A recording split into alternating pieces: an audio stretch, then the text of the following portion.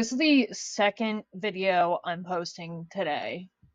And I told you guys in the community tab that I was going to show you this little short video clip that I took of one of my puppy dogs just being ridiculous towards like a dry mop I had. Like, what is the fascination with dry mops that puppy dogs and other small animals have? Like, they will just attack that shit for no fucking reason. Why? Watch this real quick.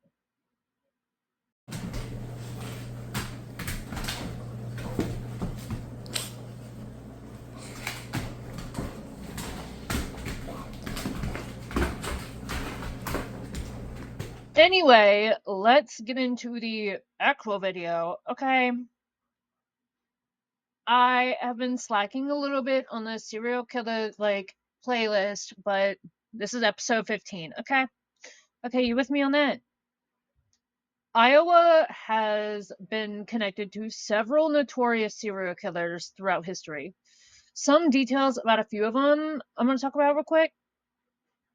Donald Dean Studey, spelled Studey. Allegations have surfaced that Studey may have murdered 5 or 6 women a year over several decades and buried them in and around an abandoned well on his property near Thurman, Iowa. Authorities are investigating whether he could be responsible for up to 70 deaths.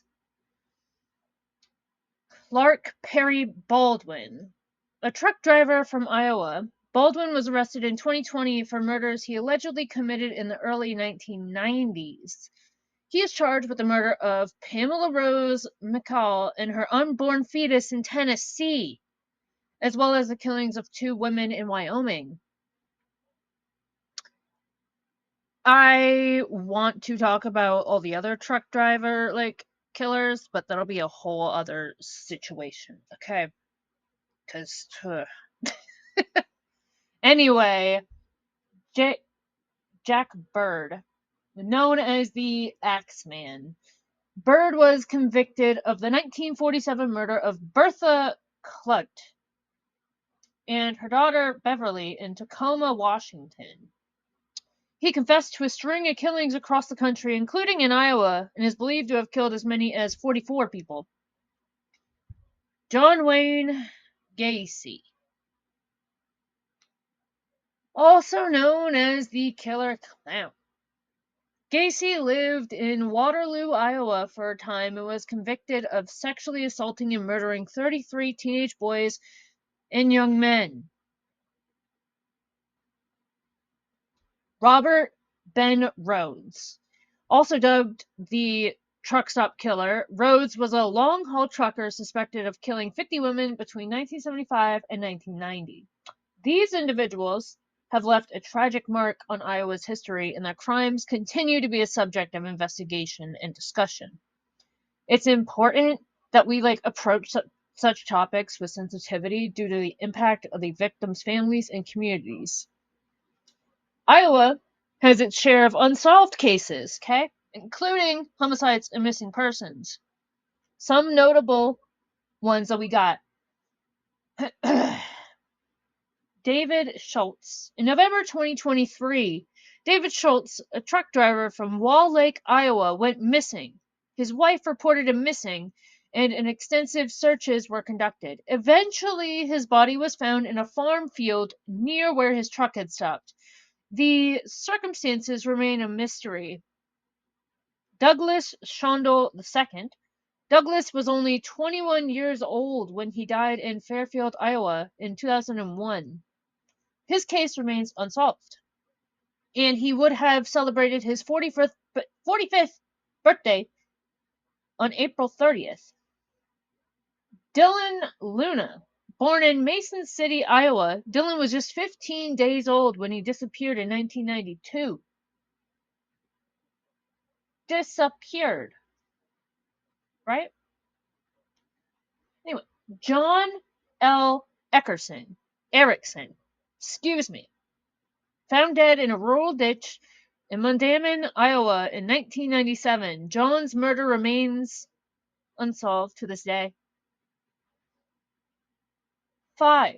Susan M. Pasha, missing since April 30th, 2018. She was last seen in Washington, Iowa.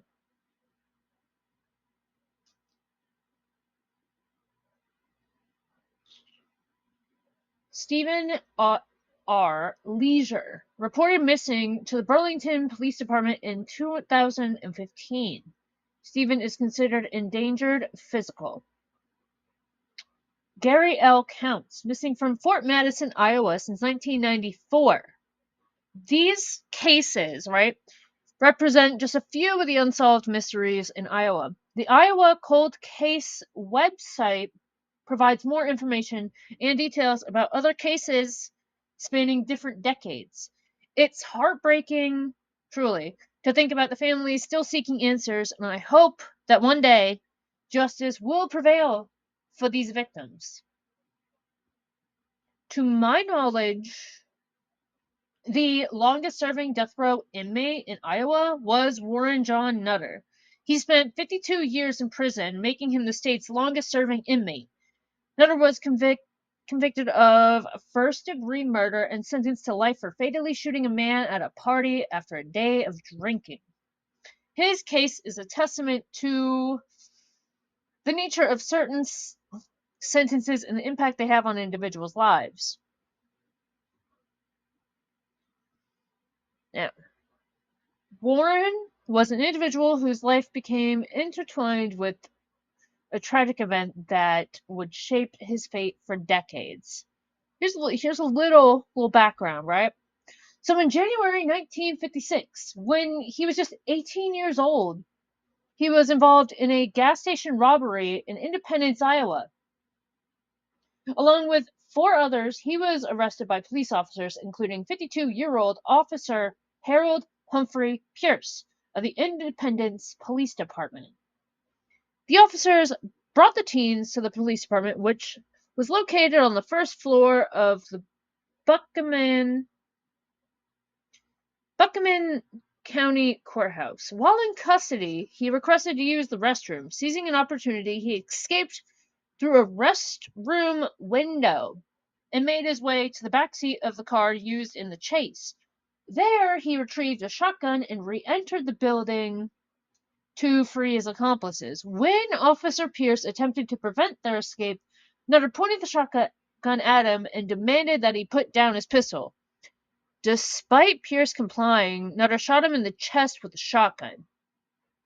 Although Nutter managed to flee briefly, officers recaptured him. It was like 3.5 miles from the scene. He pleaded guilty to the shooting and was convicted of first-degree murder. Remarkably, Nutter became the youngest murderer to be sentenced to death in Iowa. His case garnered significant attention, and death penalty opponents rallied around it, as one could imagine. On February 10th, 1956, he received a death sentence. But his story took a turn. Okay? In 1957, Governor Herschel Lovelace commuted his death sentence. Nutter's lawyers argued that he grew up in a broken home in Illinois and had faced challenges from a young age. At just 14 years old, he had been sent to juvenile detention for theft and forgery. Despite the gravity of his crime, the commutation spared him from execution, and he spent the rest of his life behind bars. His case serves as a poignant reminder of the complexities surrounding criminal justice, the impact of upbringing, and the enduring consequences of youthful actions. Okay? His life unfolded within the confines of the Iowa State Penitentiary, where he remained until his passing at the age of 84. My guy. Like, some people would just throw their fucking lives away for nothing. Anyway, comments aside, his life in prison was marked by the long shadow of his early actions. After being sentenced to death in 1956, his sentence got changed to life imprisonment in 1957, and he spent the next decades in the penitentiary in Fort Madison, which was established in 1839 and was a scene for federal executions until 1965, when Iowa abolished capital punishment. During his time, he witnessed the evolution of the penal system and the world outside from a unique perspective. He lived through the era when the death penalty was still in practice and saw its eventual abolition. His case drew national attention, particularly from the death penalty opponents who used it to highlight their cause. His life was spent largely away from the public eye, but he did receive some social media attention. In one instance, he was photographed reading a letter from his mother in his cell, a poignant reminder of the personal stories behind the prison walls. Despite the gravity of his crime, his continued incarceration became a point of discussion about the justice system's approach to rehabilitation and lifelong sentences. He passed away at 84 in the hospice room of the penitentiary where he was treated for chronic illness. His death marked the end of an era and the conclusion of a life that had been irrevocably altered by a single tragic event.